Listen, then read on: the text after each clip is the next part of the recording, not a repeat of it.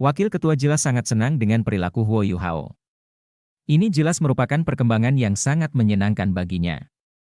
Fakta bahwa dia mampu menghancurkan lawannya di turnamen ini berarti Gereja Roh Kudus tidak perlu berselisih dengan faksi bangsawan dan militer, dan semuanya akan berjalan sesuai rencana. Terlebih lagi, keberadaan seorang super jenius seperti Huo Yuhao yang menandakan turunnya putra suci secara alami membuat Gereja Roh Kudus sangat gembira. Apakah kamu akhirnya percaya padaku sekarang? Suara Huo Yuhao terdengar lagi di benak Ye Gui. Ye Gui mengatupkan giginya. Percaya apa? Percaya pada guru jiwa jahat yang jahat seperti Anda? Huo Yuhao menghela nafas pelan. Bagaimana kamu masih tidak mengerti apa yang sedang terjadi? Jika aku benar-benar jahat, mengapa makhluk panggilanku tidak takut dengan elemen sucimu? Jika aku benar-benar ingin menyakitimu, apakah aku akan repot-repot ngobrol terlalu banyak denganmu?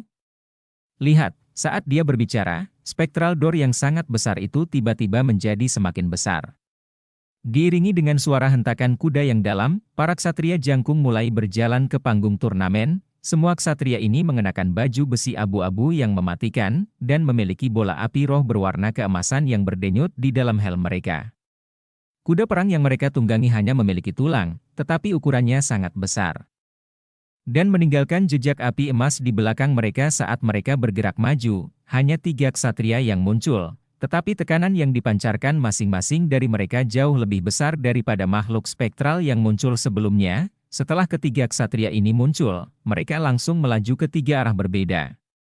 Seolah-olah mereka telah menemukan tuan mereka, makhluk undead peringkat rendah yang sebelumnya dipanggil mulai berkumpul di 3 arah ini juga. Segera setelah itu, undead menjadi semakin tertib di bawah komando ketiga ksatria. Akibatnya, Ye Gui merasakan tekanan yang lebih besar. Sebagai pemilik jiwa bela diri malaikat, dia telah melakukan lebih banyak penelitian tentang jiwa bela diri jahat daripada orang lain. Secara alami, dia tahu apa itu makhluk undead. Ini adalah Death Knight, makhluk undead yang secara alami berada pada level kekuatan kaisar jiwa. Ye Gui tidak akan takut pada satupun Death Knight. Lagi pula, sebagai kaisar jiwa, dia yakin dengan kemampuannya untuk memurnikan mereka menggunakan kemampuan malaikatnya. Namun, 3 Death Knight muncul sekaligus. Tidak hanya mereka sekuat kaisar jiwa, mereka bahkan bisa memerintahkan makhluk undead lainnya dari pintu spektral untuk membentuk pasukan sejati. Kenyataannya, dengan kemampuan Huo Yuhao saat ini, jiwa bela diri unik yang ditinggalkan Electrolus tidak lebih lemah dari kekuatan gabungan dari 2 jiwa bela diri lainnya. Alasannya sangat sederhana, demi planet spektral yang Electrolus tinggalkan untuk dipanggil dengan mudah adalah satu. Tetapi yang lebih penting adalah kekuatan spiritualnya yang kuat. Di dunia asal Electrolus, kekuatan spiritual adalah faktor utama yang menentukan kekuatan sihir, serta durasi penggunaannya. Saat menggunakan jiwa bela diri Necromancer yang unik, kekuatan sejatinya berada pada level Soul Sage. Terlebih lagi, dia sekuat Soul Sage yang jahat. Ini adalah kemampuan yang tidak bisa dia gunakan di tempat terbuka. Tapi kemampuan yang bisa dia gunakan sebagai tangguh, pada saat ini, bahkan penatua Xuan yang jauh pun tercengang, apalagi penonton yang melihatnya. Dia juga tidak dapat memahami bagaimana Huo Yuhao dapat menggunakan kemampuan seorang guru jiwa jahat, yang tetap diisi dengan elemen cahaya. Ekspresi Ye Gui menjadi semakin jelek untuk dilihat. Dia dapat dengan jelas merasakan bahwa kekuatan jiwanya terkuras dengan cepat saat dia membunuh makhluk spektral ini. Jika ini terus berlanjut, dia akan dikalahkan oleh sejumlah besar makhluk spektral yang bisa dia kalahkan dengan mudah dalam pertarungan 1 lawan 1. Terlebih lagi, ada pertanyaan yang melekat di benaknya, mengapa makhluk spektral ini tidak takut pada jiwa bela diri suciku? Tidak ada lagi makhluk undead yang muncul dari pintu spektral. Namun, bahkan orang-orang yang tersisa di atas panggung meninggalkannya dalam situasi yang sangat berbahaya. Ketiga Death Knight itu dengan dingin menatapnya saat mereka memerintahkan bawahan mereka. Selain itu, mereka kadang-kadang menembakkan lampu kematian untuk menghidupkan kembali makhluk undead yang telah dia bunuh. Sepertinya dia telah memasuki siklus kematian dan kelahiran kembali yang tidak pernah berakhir. Di saat yang sama, mantra mendalam yang dipenuhi aura misteri sekali lagi terdengar. Mantra ini datang langsung dari spektral door yang sangat besar, yang saat ini bergetar hebat. Cahaya hijau keemasan dalam jumlah besar mulai bergemuruh di sekitar, dan pintu spektral secara tak terduga meluas lagi. Tidak baik. Ekspresi Gui tiba-tiba berubah. Apakah dia akan menggunakan jurus yang lebih kuat lagi? Dia tahu bahwa dia tidak bisa menunggu lebih lama lagi. Dia akhirnya mulai menyesal mengungkapkan malaikatnya hari ini. Namun penyesalan tersebut hanya berlangsung sesaat sebelum hilang.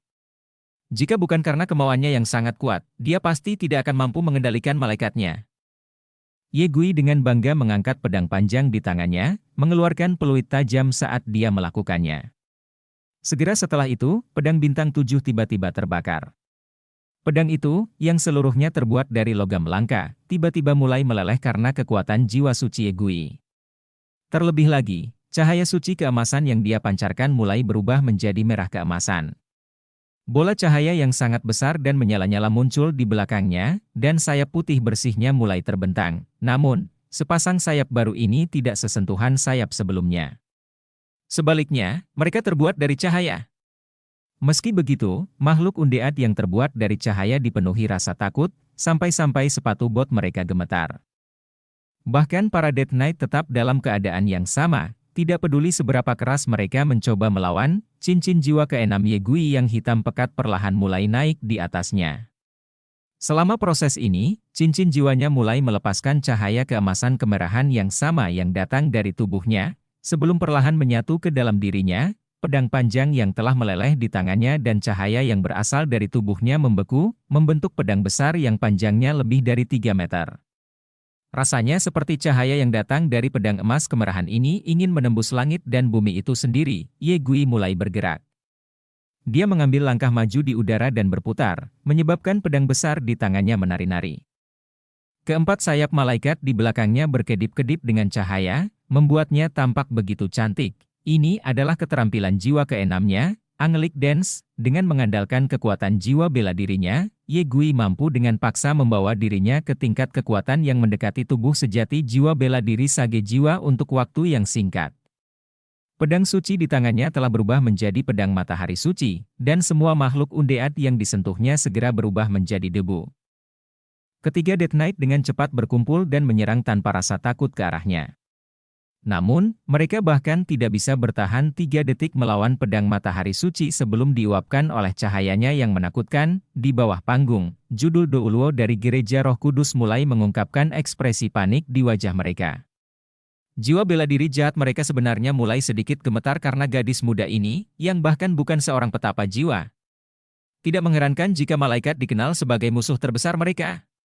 Ini terlalu kuat. Begitu dia membunuh Death Knight terakhir, Ye Gui dengan keras memukul keempat sayap di punggungnya. Cahaya suci dalam jumlah besar keluar dari tubuhnya. Dan dengan tangan mencengkeram pedangnya, dia melompat ke udara. Cahaya merah keemasan dari pedangnya memenuhi langit, dan dia meluncurkan tebasan yang sangat kuat ke arah pintu cahaya yang sangat besar. Wajah lembutnya dipenuhi dengan tekad yang tak tergoyahkan. Tepat pada saat ini, cahaya dalam jarak 50 meter yang mengelilingi Ye Gui dan pintu spektral mulai berputar, menyebabkan segalanya menjadi buram. Tak seorang pun dari dunia luar dapat melihat apa yang terjadi di atas panggung, hanya Ye Gui yang bisa melihat, yang membuatnya terkejut, bahwa sepasang mata emas yang sangat besar telah muncul di dalam pintu spektral yang sangat besar. Tepat setelah itu, dia merasakan kekuatan yang sangat dahsyat menghantam dunia spiritualnya yang kuat. Tubuh mungilnya bergetar, seketika menghabiskan hampir setengah kekuatan yang terkandung dalam tarian malaikatnya. Sesosok emas menghampirinya. Sosok ini sangat anggun dan cantik tiada tara, dan dipenuhi dengan cahaya yang tak terbatas. Tidak ada aura mematikan sama sekali pada sosok emas ini. Rambut panjangnya berkibar di belakangnya, dan tubuh emasnya yang murni sepertinya dipenuhi dengan kekuatan hidup yang tak terbatas. Terlebih lagi, Ye Gui tiba-tiba merasakan aura suci datang darinya. Ini adalah aura suci yang agak mirip dengan miliknya, namun sangat redup jika dibandingkan dengan miliknya. Dalam sekejap, sosok emas ini menghantamnya, aura Ye Gui langsung menghilang. Pada saat itu, dia akhirnya percaya pada Huo Yuhao. Apa yang dikatakan Huo Yuhao sebelumnya tidak berdampak pada dirinya. Namun, mustahil bagi siapapun untuk memalsukan aura suci, apalagi master jiwa jahat. Bahkan sedikit pun jejaknya hanya dapat dihasilkan oleh orang yang sangat murni. Suara Huo Yuhao sekali lagi terdengar di kepalanya. Apakah kamu merasakannya? Ya, bagus. Keduanya berbicara dalam waktu yang sangat singkat. Tepat setelah itu, arena mengalami perubahan besar. cahaya yang semula terpelintir di dalam arena tiba-tiba menjadi jelas. Rantai tebal yang tak terhitung jumlahnya yang diikatkan pada sabit tajam ditembakkan dari pintu spektral yang bergetar hebat. Di sisi lain, Ye Gui yang sebelumnya sangat kuat kini melayang di udara. Tubuhnya ditutupi oleh cahaya abu-abu yang mematikan. Dan pupil matanya telah memudar. Punggungnya tidak lagi memiliki 4 sayap, melainkan 2, rantai tebal dan sabit menembus tubuhnya, menguncinya dengan kuat di penjara rantai. Sepertinya dia telah benar-benar kehilangan jiwanya, dan darah segar yang menetes dari tubuhnya menguap menjadi aliran udara hitam keabu-abuan yang tak terhitung jumlahnya. Tiba-tiba, semua rantai tebal itu ditarik ke belakang, menyeret tubuhnya ke dalam pintu spektral yang sangat menakutkan. Pintu spektral akhirnya tertutup. Namun, begitu mulutnya tertutup, mulut itu tampak berubah menjadi mulut mengerikan dan menyeramkan yang mulai mengunyah dengan keras. Seluruh lapangan menjadi sunyi senyap sekarang. Banyak sekali orang yang merasa sangat ngeri, dan mulai berkeringat, sebuah retakan muncul di udara, dan pintu spektral kemudian menghilang dengan tenang. Di tengah kerlap-kerlip cahaya, sosok logam setinggi 2,5 meter itu kembali muncul di panggung turnamen. Saat ini, panggung benar-benar sunyi. Sosok logam itu berdiri dengan bangga, tetapi semua orang yang melihatnya merasa seolah-olah dia dipenuhi aura jahat. Mereka tidak bisa menahan diri untuk tidak menurunkan pandangan mereka saat mereka memandangnya. Tidak berani menatap langsung ke wajahnya. Terlebih lagi, pupil di topengnya yang awalnya berkedip-kedip dengan cahaya keemasan kusam telah berubah menjadi merah darah. Apakah ada orang lain? Sebuah suara mengerikan terdengar dari topengnya. Suara ini menakutkan, sedingin es, dan mengandung semacam tekanan yang dapat mengintimidasi jiwa seseorang. Seluruh lapangan terdiam.